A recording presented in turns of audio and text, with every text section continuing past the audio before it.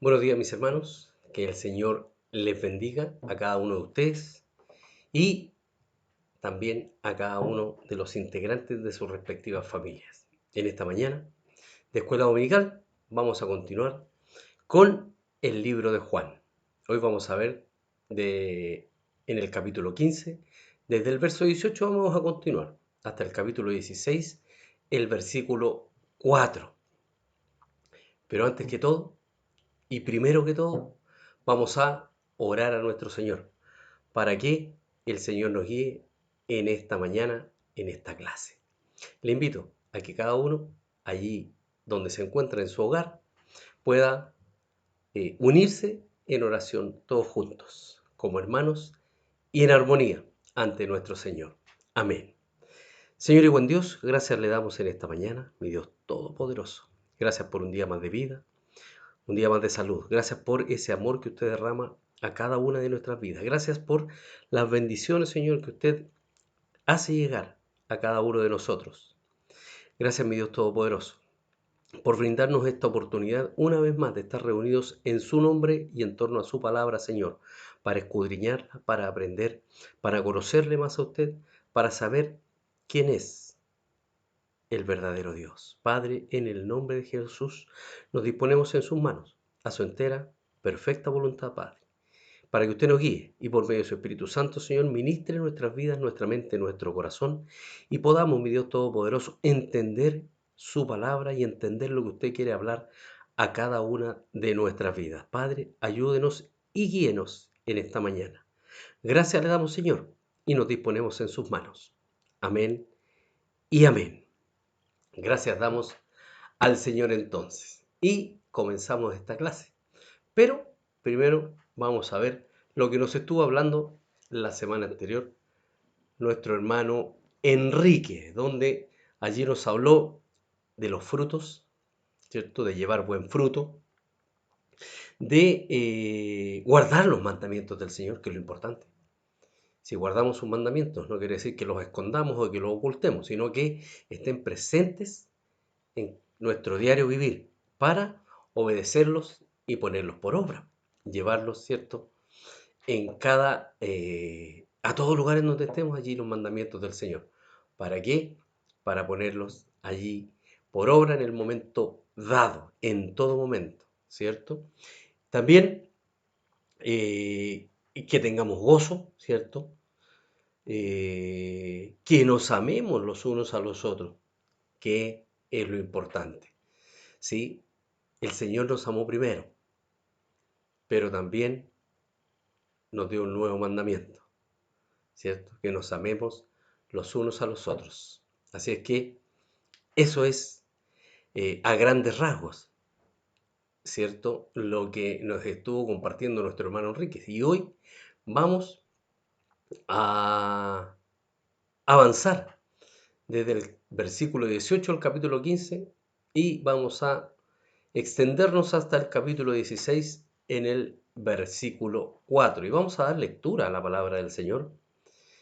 Allí, si usted quiere tomar su Biblia y seguir la lectura a través de su Biblia o en lo que va a salir allí en pantalla, que es la palabra del Señor. Y damos comienzo, ¿cierto?, a la lectura en el nombre de nuestro Señor Jesucristo. Dice aquí en el versículo 18: Si el mundo os aborrece, sabed que a mí me ha aborrecido antes que a vosotros.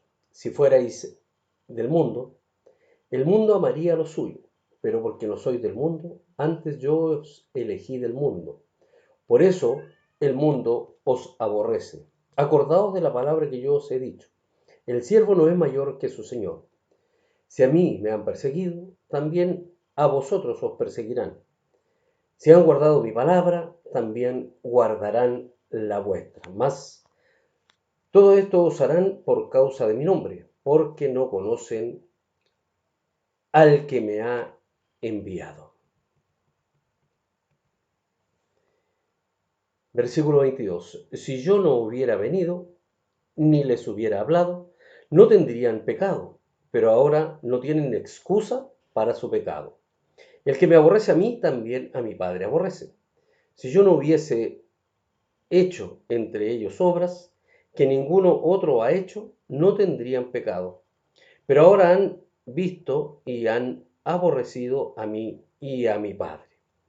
Pero esto es para que se cumpla la palabra que está escrita en su ley. Sin causa me aborrecieron. Pero cuando venga el Consolador, a quien yo os enviaré del Padre, el Espíritu de verdad, el cual procede del Padre, él dará testimonio acerca de mí. Versículo 27. Y vosotros daréis testimonio también porque habéis estado conmigo desde el principio. Estas cosas os he hablado para que no tengáis tropiezo. Os expulsarán de las sinagogas. Y aún viene la hora cuando cualquiera que os mate pensará que rinde servicio a Dios. Y harán esto porque no conocen al Padre ni a mí, mas os he dicho estas cosas para que cuando llegue la hora os acordéis de que yo os lo había dicho. Esto no os lo dije al principio, porque yo estaba con vosotros. Esa es la lectura de lo que vamos a ver en esta mañana, ¿cierto? En el mundo hay una tendencia en este tiempo de llamar, o siempre se ha habido esta tendencia, ¿cierto? De llamar a lo malo bueno y a lo bueno malo. Y esto aplica directamente para el Evangelio y por consiguiente para Cristo y sus seguidores. Jesús estaba consciente de esto y ahora, en sus últimas palabras a sus discípulos, se los recuerda. El Señor Jesús declara una verdad que todos aquellos que le seguimos, ahí estamos considerados nosotros, ¿cierto? Nosotros, seguidores de Cristo, debemos tener en cuenta, si el mundo os aborrece, sabed que a mí me ha aborrecido antes que a vosotros. Uno esperaría que el cristianismo fuera recibido, ¿cierto?, por las personas a las cuales se le predica, con gozo y mucho respeto, por traer un mensaje de paz. Sin embargo, esto no es así, sino muy por el contrario. En ocasiones es rechazado y también aborrecido por muchas personas. Para poder comprender mejor esto, consideremos algunos puntos. En primer lugar, consideremos la palabra mundo. Lo hemos visto, lo sabemos, lo conocemos, pero vamos a repasarlo, ¿cierto? La palabra mundo se traduce del griego cosmos, que dependiendo el contexto, la palabra mundo, ¿cierto?, en donde aparezca, así se le da su significado. Por ejemplo, puede referirse a los seres humanos, a personas, como se usa allí en Juan 3:16, porque de tal manera amó Dios al mundo que ha dado su Hijo unigénito para que todo aquel que en él cree no se pierda, mas tenga vida eterna.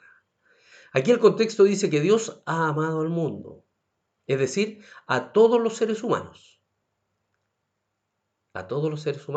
que habitan o que habitamos este planeta.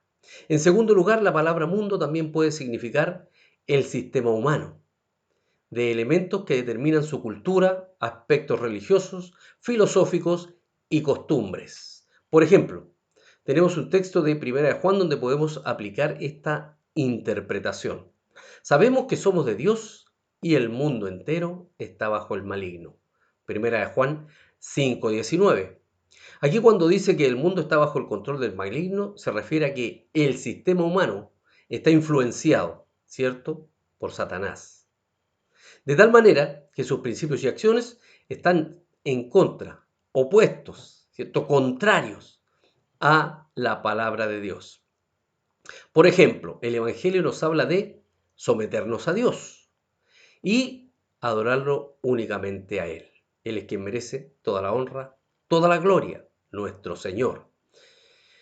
Pero el mundo enseña la autoindependencia de Dios y el hombre busca refugiarse en sus filosofías y en la ciencia para buscar respuestas. El Evangelio enseña que hay un solo camino al cielo, ¿cierto? Jesús. Yo soy el camino, la verdad y la vida. Pero el mundo nos enseña y nos recalca la importancia, ¿cierto?, de que todas las religiones, eso es lo que enseña el mundo, que todas las religiones son buenas, que todos los caminos conducen a Dios. Sin embargo, hay un solo camino.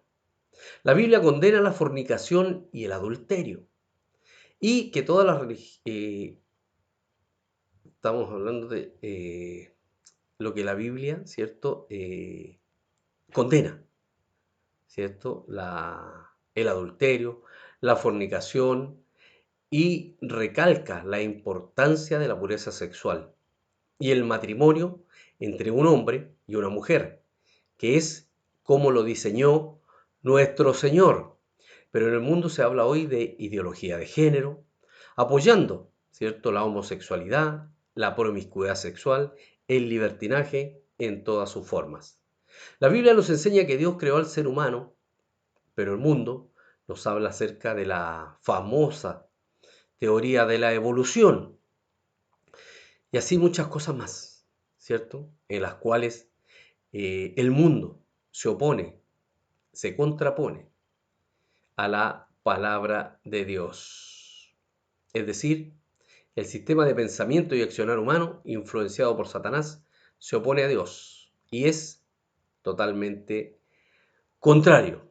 Otra cosa importante que debemos entender de este versículo, que es la palabra aborrecer, ¿cierto? La cual se traduce de la palabra griega miseo, que literalmente significa odiar a alguien, hasta el punto de poder perseguirlo. Eso es aborrecer. Este es el odio que el mundo le tiene al cristianismo. Y basta, ¿cierto?, con que revisemos la historia de la iglesia para darnos cuenta que ha sido una iglesia perseguida desde el principio, ¿cierto? Desde el comienzo de la iglesia ha sido perseguida. Tenemos allí las falsas doctrinas, ¿cierto?, que alejan a la gente de la verdad, que la engañan, que la envuelven, que le disfrazan una mentira de verdad o una verdad se la quieren hacer pasar por mentira, que como decíamos al principio, a lo malo quieren llamar bueno y a lo bueno malo. Satanás ha introducido, ¿cierto?, estas falsas doctrinas. También las persecuciones siguieron, esto es, a la iglesia. Aunque muchos países abandonaron la religión tradicional para abrazar el Evangelio, es decir, han recibido las buenas nuevas de salvación y se han convertido al Señor. Así vemos como muchas misiones se comenzaron a ver alrededor del mundo, de las cuales tenemos conocimiento. Misiones en la India, China, África, América y otros países donde no se conocía el Evangelio. Fueron, ¿cierto?, con el poder de la palabra del Señor, alcanzados para Cristo. Pero también debemos considerar que muchos han muerto en este proceso, ya que los habitantes de estas naciones practicaban religiones paganas, ¿cierto?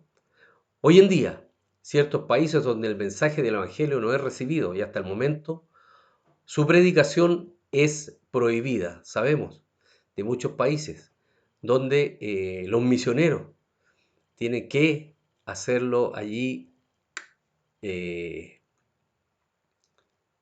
¿cómo podríamos llamarle? Tienen que hacerlo allí en forma oculta, si se quiere, ¿cierto? Porque están amenazados de muerte. ¿Quiénes predican? Quienes llevan las buenas nuevas de salvación a estos países en los cuales todo esto está siendo prohibido. Y en estos países en los cuales predominan estas religiones como el Islam, el budismo, el hinduismo, el judaísmo, incluso el ateísmo. Aunque el Evangelio es permitido en muchos países por la libertad de religión, sin embargo sus preceptos y enseñanzas continúan siendo allí piedra de tropiezo, ¿cierto? Continúan siendo allí piedra de tope, porque chocan con la ideología, de estas enseñanzas, ¿cierto? De estas religiones paganas, porque les hacen ver y dejan en vista, ¿cierto? Hace salir a flote el pecado y todo lo que es contrario a Dios, especialmente porque señala su pecado. Por ello es perseguido el Evangelio. Tal vez no con violencia física en algunos casos, en algunos lugares, pero sí a través de discriminarlo, criticarlo y no confesar su manera de pensar. No pueden decir, ¿cierto?, que son cristianos abiertamente. ¿Por qué? Por lo ya antes mencionado, porque los deja, ¿cierto?, al desnudo, la parte que más les duele o que no les gusta, ver que delante de la palabra del Señor están siendo pecadores. Entonces, encontramos algunas razones por las cuales el mundo no acepta el cristianismo y llega, en algunos casos, a aborrecerlo. Algunos no lo quieren escuchar, pero otros literalmente aborrecen el cristianismo. En primer lugar, Jesús dice que el mundo aborrece el cristianismo porque no proviene de lo suyo. Si fuerais del mundo, el mundo amaría lo suyo. Esto es algo lógico. Si el cristianismo proviniera del mundo, ¿cierto? Lo amaría. Porque viene de él, pero es obvio y salta a la vista, ¿cierto? Resalta que el cristianismo no viene del mundo, porque el mundo vive en pecado, porque por consiguiente, Cristo no está en el mundo.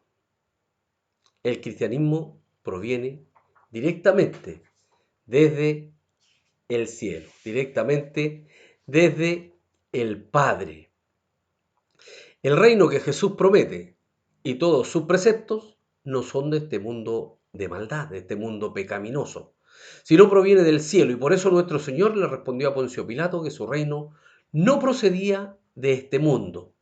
Allí en Juan 18:36 respondió Jesús: mi reino no es de este mundo. Si mi reino fuera de este mundo, mis servidores pelearían para que yo no fuera entregado a los judíos. Pero mi reino no es de aquí. En segundo lugar, este mundo aborrece al cristianismo porque las personas que creen en él han sido elegidos por Jesús. Pero porque no sois del mundo, antes yo os elegí del mundo. Por eso el mundo os aborrece. Satanás odia a los cristianos, ¿cierto? Porque ellos han sido dirigidos, elegidos y dirigidos para vida eterna y heredar el reino de Dios. Algo que Satanás, ¿cierto?, ha codiciado desde que se rebeló. Desde el momento de su rebelión, él ha anhelado, ¿cierto?, heredar el reino de Dios. Por esta razón, el mundo les aborrece, porque el maligno influye en el mundo, aborreciendo a aquellos que han sido sellados por el Espíritu Santo como propiedad de Dios. Ahí estamos nosotros. Hemos sido sellados, ¿cierto?, con el Espíritu Santo. Y proclámelo, somos propiedad de Dios. Somos hijos del Rey. Finalmente, el mundo aborrece al cristianismo porque ha aborrecido a Cristo, su doctrina, y no conocen al Padre. Ahí tenemos una imagen, ¿cierto?, donde están señalando con el dedo, juzgando a Jesús. El siervo no es mayor que su Señor. Si a mí me han perseguido, también a vosotros os perseguirán. Si han guardado mi palabra, también guardarán la vuestra. Mas todo esto os harán por causa de mi nombre, porque no conocen al que me ha enviado. ¿Cierto? No conocen al Padre. El mundo cree conocer a Dios, pero no le conocen. Algunos afirman seguir a Cristo, pero no guardan su palabra. Y cuando su palabra los confronta con sus pecados, estos terminan aborreciendo aún más el Evangelio. ¿Y esto es porque son dos extremos totalmente opuestos, totalmente diferentes, totalmente, ¿cierto? Como el agua y el aceite. Nada que ver lo uno con lo otro. Nada que ver la luz con las tinieblas. El primero es el mundo, cuyas obras son malas y no quieren venir a la luz, porque sus obras quedarán expuestas. Y el otro extremo es el cristianismo, con preceptos y valores totalmente diferentes a los del mundo. Esto provoca un choque y el mundo termina aborreciendo al cristianismo. Por tanto, ya sea en menor o mayor manera, el cristianismo jamás será aprobado por el mundo, porque el mundo ama el pecado. Pero aún así, el cristianismo tiene un mensaje poderoso capaz de volver a muchos pecadores al arrepentimiento. Tenemos y damos fe de ello, ¿cierto? Muchos pecadores, de los cuales también éramos pecadores, pero por misericordia del Señor hemos procedido al arrepentimiento. Hoy podemos decir con certeza y seguridad que somos hijos de Dios. Debido a que este mundo estaba perdido en sus delitos y pecados, totalmente separados y alejados de Dios, Cristo viene a este mundo para anunciar el mensaje de salvación y mostrar el camino a la restauración, ¿cierto? A restaurar esa relación que estaba perdida entre el Señor y la humanidad. Muchas personas creyeron a este mensaje, pero otros, a pesar de que escucharon y vieron, estuvieron allí presentes con sus propios ojos el cumplimiento de la Escritura en la vida de Jesús, aún así no creyeron, sino endurecieron su corazón para rechazarlo. Si yo no hubiera venido, perdón, ni les hubiera hablado, no tendrían pecado, pero ahora no tienen excusa por su pecado. Durante mucho tiempo, Dios habló a los hombres por medio de sus profetas, se manifestó a ellos a través de su palabra, pero llegó el momento donde decidió manifestarse al mundo en la persona de su Hijo Jesucristo. ¿Cierto? Hebreos capítulo 1 del versículo 1 al 2. Así Cristo vino a este mundo a proclamar el mensaje del Evangelio. Y esto fue algo que hizo desde el mismo principio de su ministerio. Desde entonces comenzó Jesús a predicar y a decir: arrepentíos, porque el reino de los cielos se ha acercado. Mateo 4:17. Ahora bien, la verdad es que si el Señor no hubiese venido y predicado el Evangelio, estos malvados, ¿cierto?, tendrían al menos una razón para justificar su incredulidad. Pero ahora, por ser el mismo Señor en la persona de Jesucristo, el mismo Dios en la persona de Jesucristo, el que predicó, ¿cierto?, su palabra, no tendrían ninguna excusa que les fuere aceptable delante de Dios.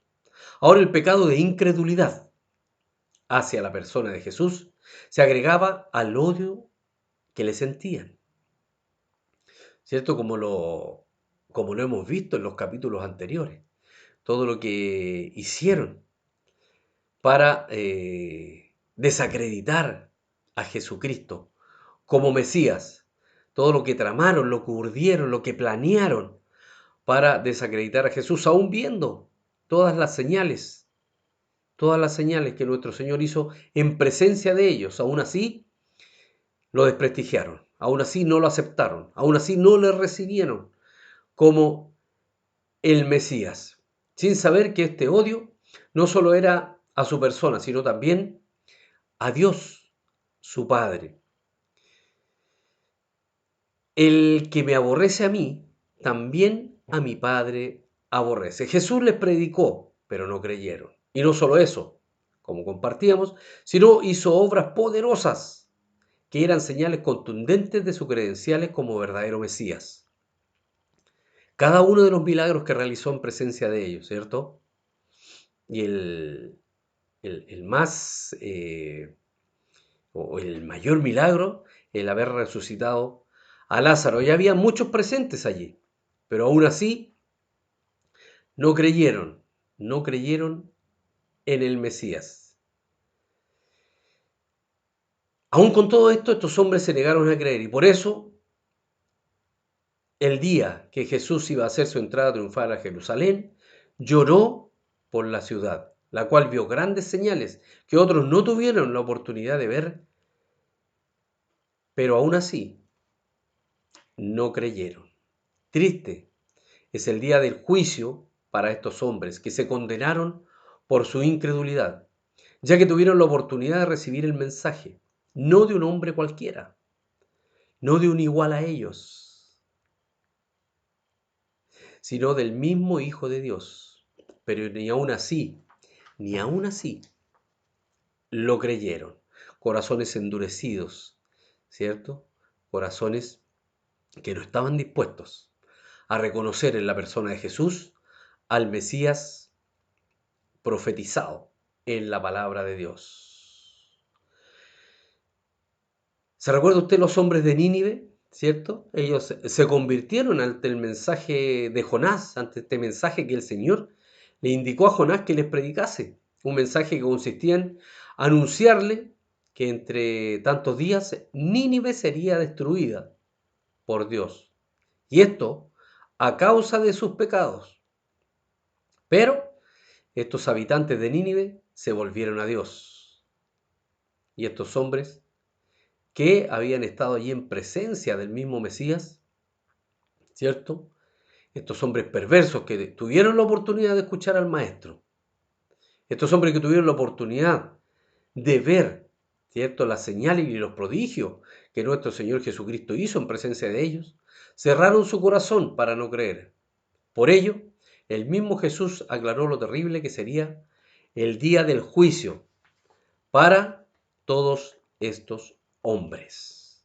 Aunque es triste que estos hombres no hayan creído en Cristo, pero también esto era necesario, ¿sí? Era necesario que pasara para que se cumpliera la Escritura que hablaba acerca del Mesías.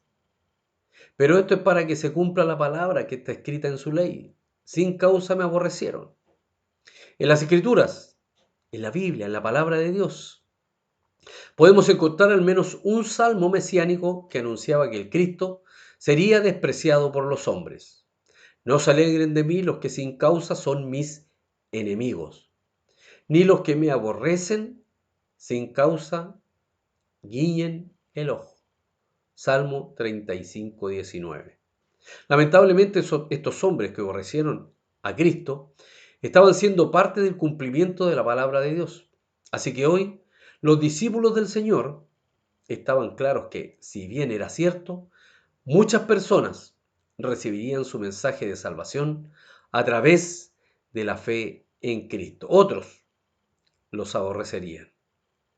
Pero esto no significaba que ellos tendrían que desmayar. De igual forma, ¿cierto? Así como los discípulos, nosotros debemos esforzarnos cada día predicando el Evangelio para salvación de las almas, ¿cierto?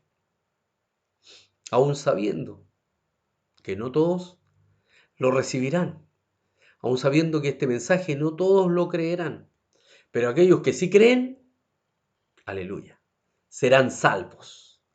Y les dijo, id por todo el mundo y predicad el Evangelio a toda criatura. El que creyere y fuere bautizado será salvo, mas el que no creyere será condenado. Marcos 16, 15 y 16. Ahora, como les ocurrió a nuestro Señor, algunas personas de las que no creen, a lo mejor nos aborrezcan, ¿cierto? Alguien que no está dispuesto a recibir la palabra del Señor. Ya vienen estos evangélicos otra vez. Ya están parados en la esquina predicando. Pero no debemos claudicar. Ya vienen a hablarme del Dios que ellos creen. Sigamos, perseveremos. Adelante, porque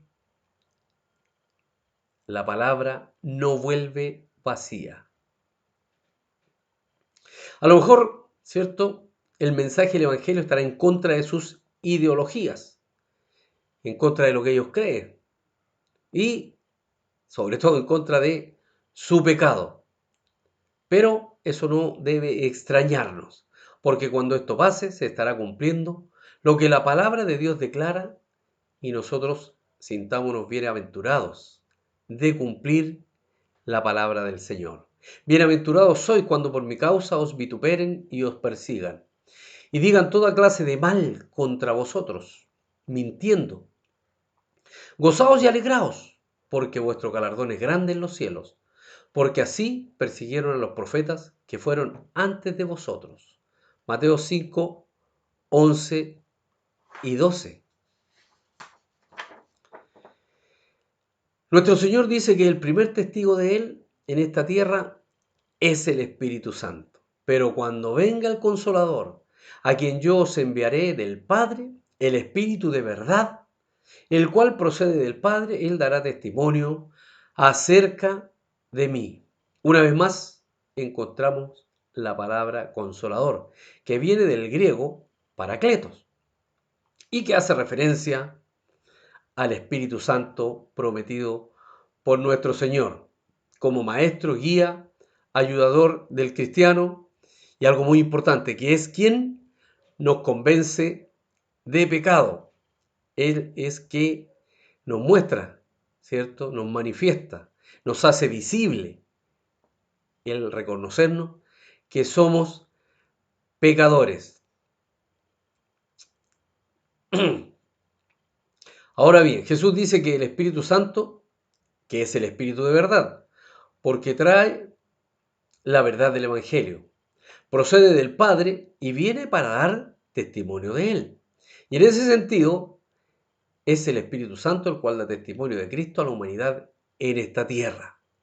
Es Él, pues, que nos hizo abrir primeramente nuestro corazón, nuestros ojos y nuestro entendimiento para recibir, ¿cierto?, a nuestro Señor Jesucristo como Señor y como Salvador. Para que el hombre llegue a creer a Cristo como su Señor y Salvador, esta tarea no se logra a través de medios académicos o de persuasión. No es por convencimiento, ¿cierto? No es por demostración humana. Nadie llega a creer en Jesús como resultado del convencimiento humano, sino más bien es una tarea divina, es una obra del Señor en nuestras vidas, donde actúa, ¿cierto?, el poder de Dios en el hombre. Allí actúa el poder de Dios para quebrantarnos y abrir nuestro corazón para recibir el mensaje del Evangelio y que podamos creer en él y que esta palabra se haga viva en nuestra vida.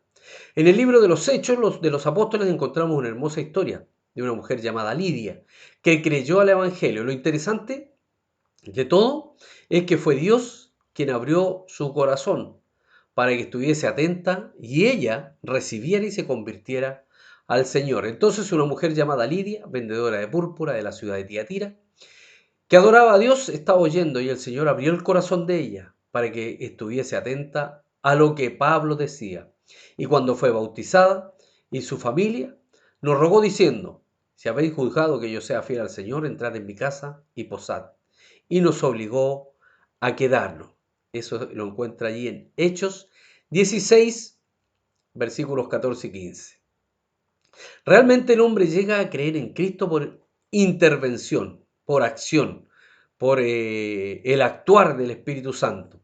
Y por ello la salvación es una obra milagrosa, totalmente divina, donde el hombre no tiene mayor participación, ¿cierto? Nosotros no convencemos a nadie, nosotros no, ¿cierto? No podemos influenciar humanamente a la gente.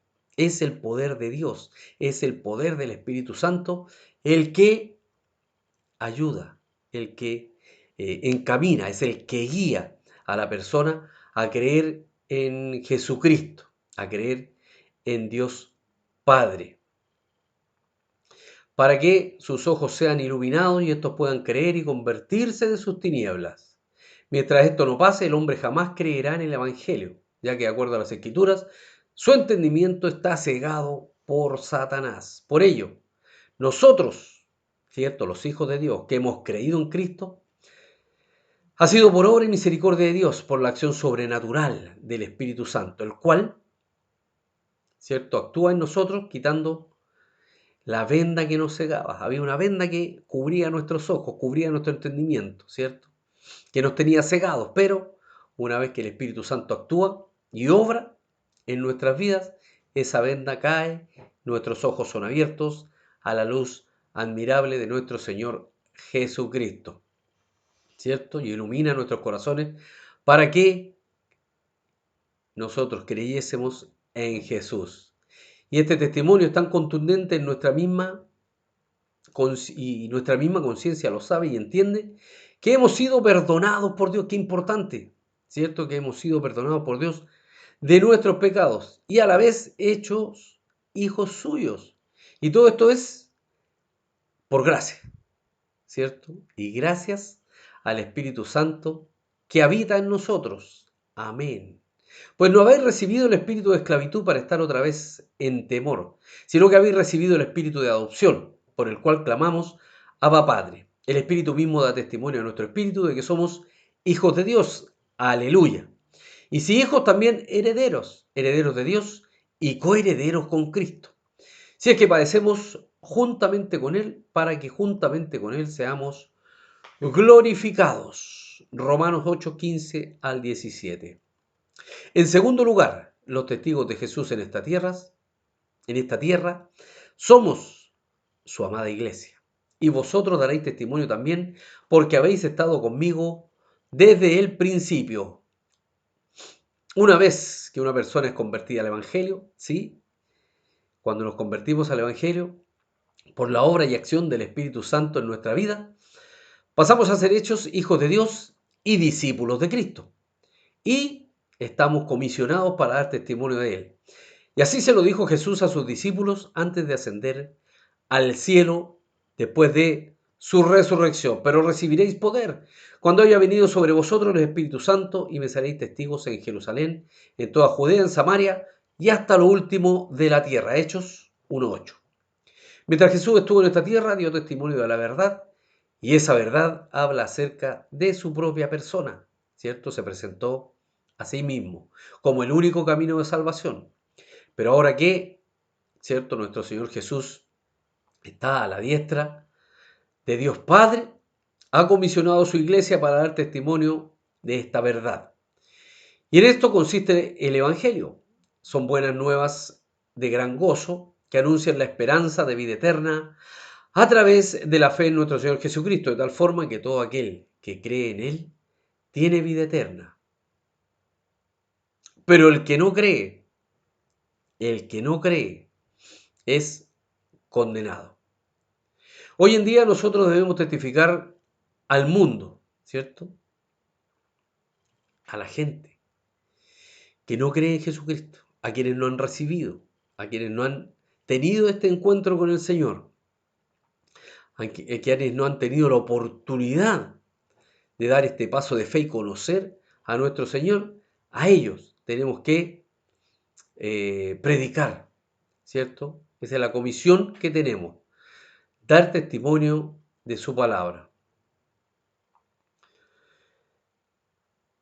Anunciar la esperanza de vida eterna a través de la fe en nuestro Señor Jesucristo, de tal forma que todo aquel que en Él cree tiene vida eterna. Pero el que no cree, como decíamos, qué pena, qué pena. Y qué pena, y esto debe acongojarnos, porque es condenado, y no es condenado en esta vida, sino que es condenado para vida eterna, es condenado por la eternidad, no para vida eterna, sino por la eternidad. El que es salvo es para vida eterna, pero el que es condenado por la eternidad. Entonces, nuestra misión es testificarle, ¿cierto?, al mundo. ¿Y cómo debemos hacerlo? La primera forma de hacerlo es a través de nuestro comportamiento delante de los demás. No hay nada más impactante e influyente que nuestro testimonio público, ¿cierto? Ya que sin palabras y a través de una vida totalmente cambiada y regida por los principios bíblicos, estaremos testificando el cambio que Jesús ha hecho en nosotros para que ellos también crean. Importante es nuestro testimonio. Los cristianos somos cartas leídas, nuestras vidas pueden servir de testimonio a favor, ¿cierto?, o en desmérito del Evangelio. Por eso es importante que cuidemos nuestro testimonio y nuestro comportamiento delante de los demás, que vivamos y nos rijamos a través de los preceptos y mandatos que el Señor ha dejado para nuestra vida. En segundo lugar, debemos dar testimonio a través de nuestros labios, por medio de la predicación de su palabra, ya que no podemos callar cuán grandes cosas Dios ha hecho por nosotros, tal y como Jesús se lo dijo a aquel hombre gadareno, a quien había liberado de los demonios, allí en Marcos 5:19. De igual forma, nosotros no podemos callar las cosas que Dios ha hecho por nosotros, a través de su Hijo Jesucristo, perdonando nuestros pecados y dándonos vida eterna. Por ello, hoy en día la Iglesia testifica al mundo a través del mensaje del Evangelio. ¿Cuál es ese mensaje? Que solamente Cristo es quien salva. Jesús siempre ha sido sincero con todas las personas, ¿cierto? Siempre ha dicho la verdad. ¿Por qué? Porque nuestro Señor no es hombre para mentir. Aquellos que llegaban a Él para escuchar palabras de vida eterna, les dejó muy claro que si no abandonaban sus pecados y lo seguían, jamás alcanzarían la vida eterna. Nunca les mintió. Nunca trató de convencerlos de otra cosa, sino que siempre les habló con la verdad. Y esta sinceridad provocaba que algunos aceptaran sus pecados y se alejaran de ellos, pero en otros provocaba rechazo, oposición, ya que no les gustaba que los confrontaran con la verdad. ¿Cierto? Tal y como le pasó con aquellas personas que los seguían, porque los habían alimentado después de la multiplicación de los panes y los peces, y no porque creyeran en Él y estuviesen dispuestos a abandonar sus pecados, sino porque les habían dado que comer, ¿cierto? Les habían dado alimento. Esa era la finalidad por la cual lo seguían, no porque creyesen en lo que Cristo predicaba. Y así como era sincero al declararle a la gente la verdad del Evangelio, también lo era con sus discípulos al mostrarles que por el hecho de ser sus seguidores tendrían persecuciones. Por ello les ha estado dirigiendo estas palabras y las que mencionara a continuación. Estas cosas os he hablado para que no tengáis tropiezo, ¿cierto? La NBI traduce este versículo de la siguiente manera. Todo esto les he dicho para que no flaquee su fe. Juan 16:1. Todas estas palabras eran con el propósito de alentarlos, ¿cierto? De animarlos y de prepararlos para que cuando viniese el momento de la prueba, la fe de sus discípulos no flaquease y tropezara. Comprender esto es muy importante porque en nuestra vida cristiana habrá momentos de dificultad, ¿cierto? Y eso lo sabemos. Cada uno de nosotros, donde ante las duras pruebas la fe parece flaquear. Pero es necesario recordar las promesas de Dios, ya que por un lado no debe extrañarnos el encontrarnos en dificultades por causa de la justicia. Y por otro, no debemos olvidar que nuestro Señor nos ayuda a vencerla. Si somos participantes de los padecimientos de Cristo y somos vituperados por ello, somos bienaventurados, ya que esto es consecuencia de que el Espíritu Santo reposa en nosotros. Y no solo eso, sino que nosotros glorificamos el nombre de Dios mientras que su nombre es blasfemado por sus enemigos. ¿Cierto? La oposición, en pocas palabras, el Señor les advierte a sus discípulos las persecuciones que les esperaba por causa de la justicia. El Señor les advierte de dos cosas que estos hombres harían para perseguirlo. La primera, que la habíamos visto anteriormente en otro capítulo del libro de Juan, ¿cierto? Era que serían expulsados de las sinagogas. Os expulsarán de las sinagogas. Este era el lugar donde los judíos se reunían para orar y estudiar la ley de Moisés y los profetas. Para los judíos, el pertenecer a una sinagoga era de tal importancia que no podían concebir el judaísmo sin pertenecer a una sinagoga. Por lo que ser expulsado de ella representaba quedar excluido de la religión de sus padres, ¿cierto? Serían llamados herejes y por ende quedar en estado de condenación eterna. Así que el ser expulsado de la sinagoga para un judío representaba un impacto muy grande, por eso los amenazaban. Casi era semejante a ser desterrado de todo lo que amamos y tiene significado para nosotros. Podemos ver en este evangelio cómo los fariseos usaron esto ¿cierto? De amenazar con expulsar a aquellos que creyeran en Jesús como Mesías, para meterles miedo, ¿cierto? A toda la gente y que esto les obedeciesen. Esto dijeron sus padres, porque tenían miedo a los judíos, por cuanto los judíos ya habían acordado que si alguno confesara que Jesús era el Mesías, fuera expulsado de la sinagoga. Lo vimos allí en Juan 9:22.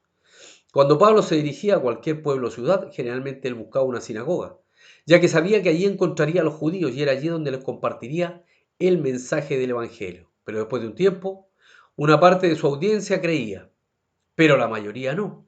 Y estos judíos terminaban expulsando a Pablo y este era obligado a continuar su predicación en otro lugar de la ciudad. De esta forma, ¿cierto? Los discípulos de Cristo fueron expulsados de la sinagoga y considerados como herejes. Y no solo eso, sino nuestro Señor advierte que llegarían incluso a querer quitarles la vida, creyendo que con esto le estaban haciendo un servicio a Dios. Y aún viene la hora cuando cualquiera que os mate pensará que rinde servicio a Dios. Con esto no podemos menos que recordar las palabras del apóstol Pablo, cuando le testifica al rey Agripa como él, antes de su conversión, siendo un fariseo celoso de su religión y creyendo que el cristianismo era una herejía. ¿Sí? ¿Recuerda las palabras de Pablo? Que tenía que ser exterminada. Los persiguió, ¿cierto? Sin compasión, creyendo que estaba dándole un servicio a Dios. A lo largo de la historia, estas palabras de Cristo se han cumplido. Muchos han perseguido a los cristianos creyendo que le hacen un favor a sus divinidades. Y aún durante el tiempo de la Santa Inquisición, millones de cristianos fueron torturados hasta la muerte en nombre de la Iglesia Católica, creyendo que con esto prestaban un servicio a Dios. Pero no es así, sino que nunca conocieron a Dios el Padre, ni a nuestro Señor Jesús. Y harán esto porque no conocen al Padre, ni a mí. Y por ello el diablo, cegando a estos hombres, levantando persecuciones terribles sobre la iglesia, pero a pesar de ello, el Señor la ha sostenido. Queda claro, una vez más, la razón por la cual les estaba diciendo estas cosas. Mas os he dicho estas cosas, para que cuando llegue la hora os acordéis de que ya os lo había dicho. Estas palabras quedarían hoy más que nunca guardadas en su corazón, especialmente cuando viniese la hora de la prueba y el padecimiento por causa de su nombre. Y realmente Jesús ya les había advertido en el pasado acerca de padecer por su causa.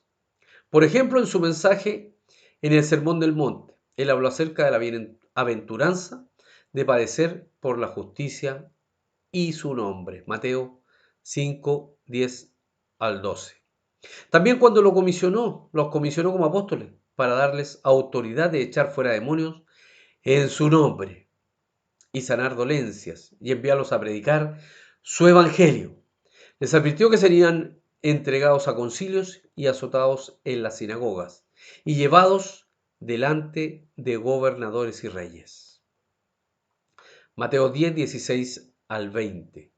En esta ocasión les decía a sus discípulos que tuvieran cuidado de estos hombres y de ser posible evitarlos. Pero ahora era totalmente diferente porque después de su muerte y resurrección, la persecución con su iglesia sería implacable.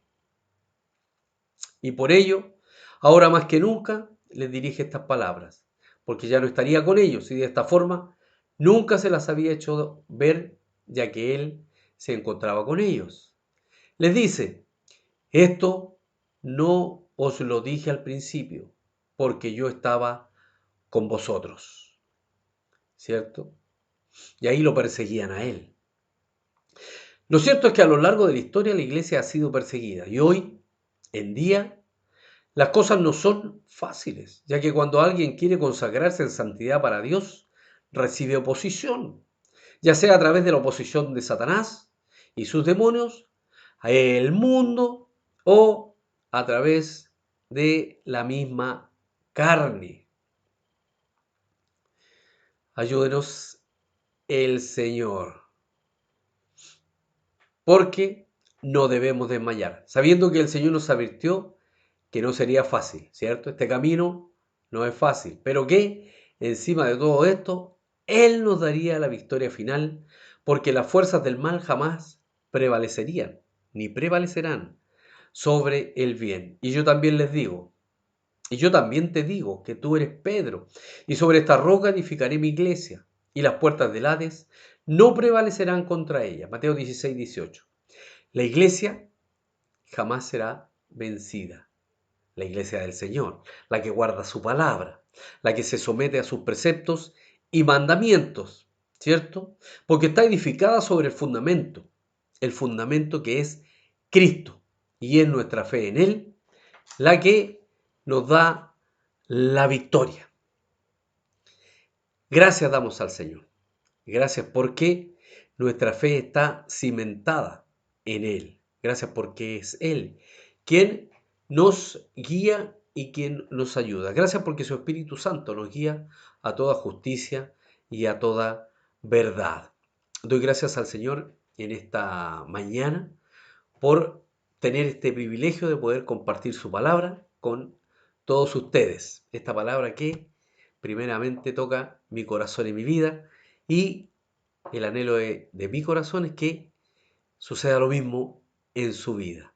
Que el Señor le bendiga, así como bendice mi vida con su palabra, bendiga su vida y a través de usted a sus respectivas familias. Vamos a orar para dar por concluida la clase de esta mañana.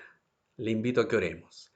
Señor y buen Dios, gracias le damos en esta mañana. Gracias por tener esta oportunidad, Señor, que nos brinda usted, el tiempo que nos da, Señor, para poder compartir su palabra. Esta palabra que atesoramos, Señor, en nuestros corazones, pero también queremos ponerla por obra, queremos aplicarla a nuestra vida y queremos compartirla, Señor, con quienes aún no han dado el paso de fe de recibirla en sus corazones. Gracias le damos, Señor, porque sabemos que no estamos solos. Su palabra nos dice que usted estará con nosotros hasta el fin del mundo. Y eso lo creemos y en eso confiamos. Y ahí está cimentada nuestra fe, en usted, mi Señor. Bendiga a cada uno de mis hermanos, mis hermanas, a los jóvenes, Señor, y así también a sus respectivas familias, Señor, así como bendiga también a mi familia. Padre, gracias le doy en esta mañana, en el nombre de Jesús. Amén y amén.